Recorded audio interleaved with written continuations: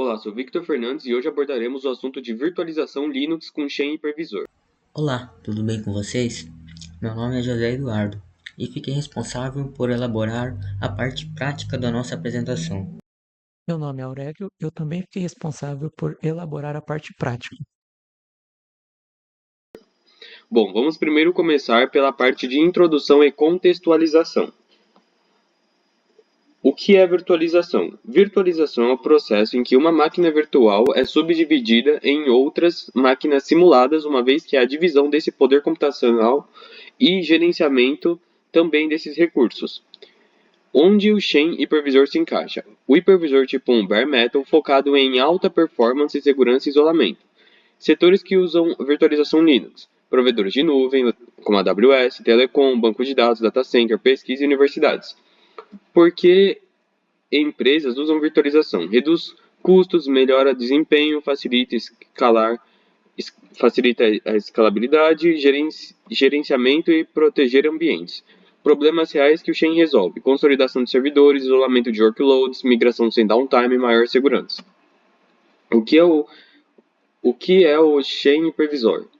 Bom, a definição técnica do hipervisor Xen é que ele é um tipo de sistema operacional de tipo 1 Bare Metal que roda diretamente no hardware do servidor e permite criar e gerenciar e isolar máquinas virtuais, domínios.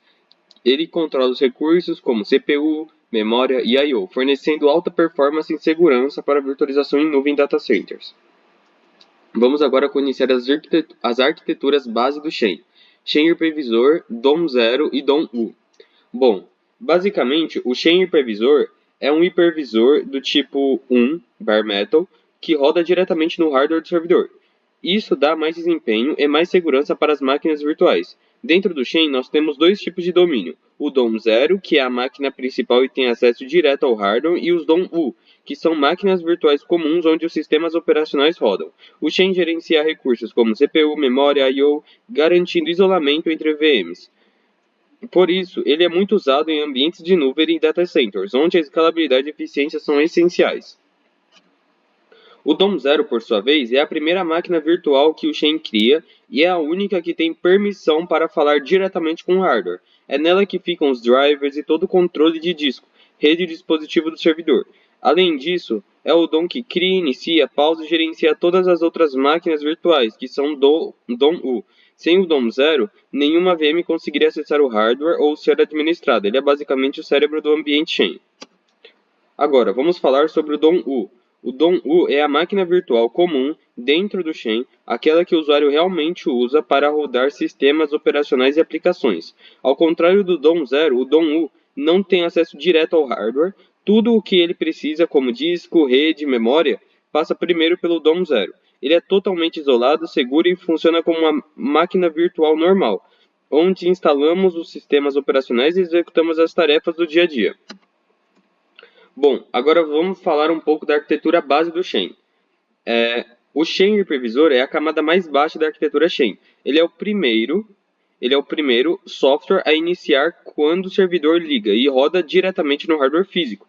É o Xen que controla o processador, a memória e o acesso aos dispositivos.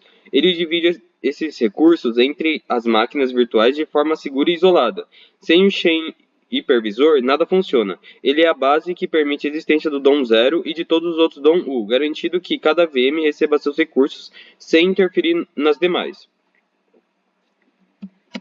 Agora vamos fazer a interpretação desse diagrama. Esse diagrama mostra como funciona a arquitetura do Xen.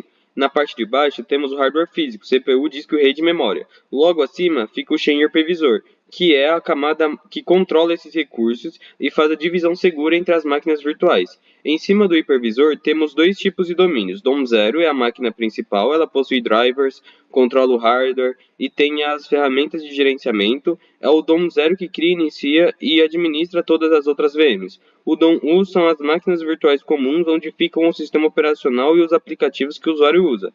Elas não acessam o hardware diretamente. Tudo passa pelo DOM 0. O hipervisor garante que cada DOM U receba apenas os recursos que lhe foram designados e que uma VM não interfira na outra. Assim, o Xen oferece isolamento, segurança e alta performance. Bom, agora vamos ver as diferenças entre o Chain Type 1 e a virtualização tradicional. Bom, começando, a virtualização tradicional funciona assim. O primeiro servidor roda um sistema operacional comum, como Windows ou Linux. Depois é instalado o hipervisor por cima desse sistema. Esse hipervisor é responsável por criar e gerenciar as máquinas virtuais. Mas como ele depende do sistema operacional base, existe uma camada extra entre as VMs e o hardware. Isso torna a instalação mais simples. Porém, o desempenho é menor quando comparado a hipervisores que rodam direto no hardware. Exemplos dessa abordagem são o VirtualBox e o VMware Workstation. Basicamente isso. Chaintype é a versão do Chain que funciona como um hipervisor bare metal, ou seja, roda diretamente no hardware físico do servidor, sem precisar de sistema operacional por baixo. Ele controla a CPU, memória e dispositivos com alto desempenho e segurança, servindo de base para os DOM 0 e os DOM U. Já a virtualização tradicional é um modelo em que um sistema operacional comum roda primeiro no servidor e por cima ele é instalado um hipervisor.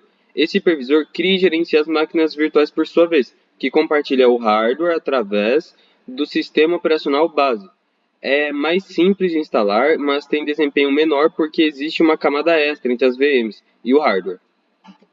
Bom, agora nós vamos comentar um pouco sobre as questões de uso no mercado. Diversas organizações de grande porte escolhem o Sharing Previsor por sua robustez, desempenho e flexibilidade. Por exemplo, a Amazon Web Services, AWS, usa o Sharing em muitas de suas instâncias do Amazon EC2, conforme a documentação oficial que mostra tipos de instâncias Sharing-based ainda são suportados. Uso no mercado. A Hackspace optou por Xen no uso de contexto da OpenStack, porque já tinha milhares de nós rodando Xen e buscava estabilidade e continuidade operacional. A Citrix Systems, através do produto comercial Xen Server Citrix Hypervisor Citrix, utiliza a arquitetura Xen como base de virtualização corporativa, mostrando sua adoção também em ambientes de TI tradicionais.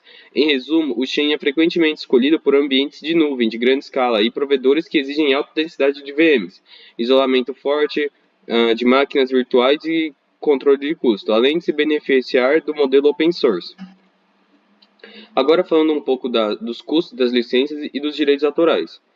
Quando nós falamos do Chain Server, atualmente conhecido como Citrix Hypervisor, o cenário muda. Essa versão comercial baseada no Chain, mantida pela Citrix, possui planos pagos com licenças voltadas para o suporte empresarial, recursos avançados de gerenciamento, automação de alta disponibilidade. Assim, enquanto o Chain puro tem custos zero, o Citrix Hypervisor envolve valores semelhantes a outros hipervisores comerciais. Ao comparar custos, o Xen se destaca justamente por ser gratuito, enquanto alternativas como VMware, ESXi, Hyper-V Data Center e o próprio Citrix Hypervisor exigem pagamento por licenças ou subscrições de suporte. Portanto, além de eliminar custos diretos, o Xen também oferece segurança jurídica por meio de licenças de código aberto bem estabelecidos. Bom, vamos começar a instalação do Zin Hipervisor aqui no sistema Debian. Primeiro você vai abrir o console e aqui você precisa entrar no modo de superusuário. Então eu vou colocar su, espaço e um traço. Ele vai pedir minha senha e aqui a gente vai colocar o seguinte comando: o apt install zin hipervisor AMD 64 espaço -y. Daí ele vai baixar o pacote e vai começar a instalação.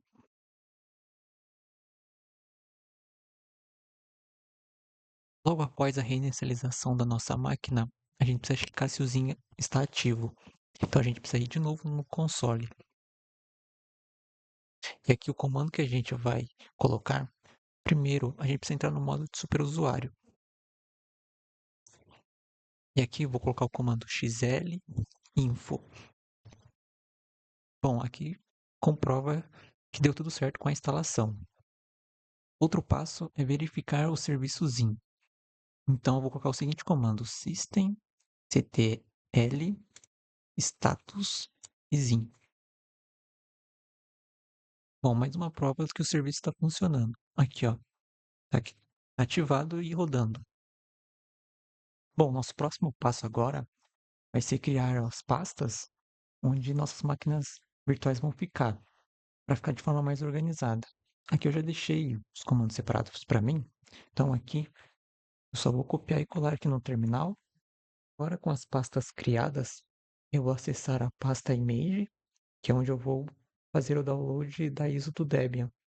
Eu escolhi a versão mais atual dele. Aqui está o comando para fazer download da versão escolhida. Então, só vou copiar, colar no terminal e dar um Enter. Pronto, agora ele vai começar a baixar a ISO. Agora que temos a pasta criada e a ISO já baixada, o próximo passo é criar o disco virtual que a máquina vai usar. Para isso, vou usar o comando fallocate, que é uma forma rápida de criar um arquivo do tamanho que eu quiser, funcionando como se fosse o HD da máquina virtual. Então, utilizamos o comando fallocate-L2G para definir o tamanho do disco. Logo após, passamos o caminho onde será salvo. Esse arquivo é o HD da máquina virtual que o Zin vai utilizar. Nosso próximo passo agora é criar o arquivo de configuração da nossa máquina virtual. No Zin Hipervisor, cada máquina ela é configurada por meio de um arquivo .cfg. E é isso que eu vou fazer agora. Eu vou abrir o arquivo e dentro dele a gente vai colocar algumas definições. Definições como a quantidade de CPU que a VM irá utilizar, a memória RAM, o disco virtual e até ISO de instalação. Porque no Zin, toda a definição da máquina virtual ela acontece aqui dentro. Para salvar o arquivo, o atalho é um Ctrl+O, aí vocês dão um Enter e Ctrl+X para fechar o arquivo. Agora que o arquivo de configuração da máquina virtual já está pronto, nós podemos iniciar a máquina virtual usando o Zin. No Zin tudo é feito por linha de comando, então usamos o comando xlcreate, passando o caminho do arquivo .cfg, esse arquivo que contém todas as informações da máquina, como a CPU, RAM e disco. Então o Zin vai ler esse arquivo e criar a máquina virtual exatamente como está descrito nele. Usamos também o parâmetro "-c", que ele significa conectar ao console. Isso permite que a gente acompanhe a inicialização da máquina diretamente no terminal. Agora que o Aurélio já explicou para vocês na parte prática toda a instalação do Xen, a verificação do Xen dentro da máquina, como estávamos usando o VirtualBox para rodar o Xen Hipervisor, não conseguimos iniciar a máquina virtual criada. Existem dois motivos principais, sendo um deles mais crítico. O motivo 1 é a falta de virtualização de hardware. A principal razão é que o VirtualBox não fornece o acesso direto ao recurso de virtualização de hardware, como o Intel VTX ou a AMD-V. O Xen precisa acessar diretamente esses recursos para criar máquinas virtuais tipo HVM, que são justamente as máquinas que fazem o boot de ISOs. Sem a VTX, o Xen não consegue criar a DOMO, HVM.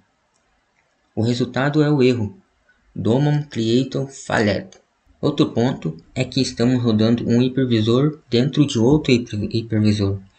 Então o VirtualBox até suporta a virtualização alinhada, mas de forma muito limitada.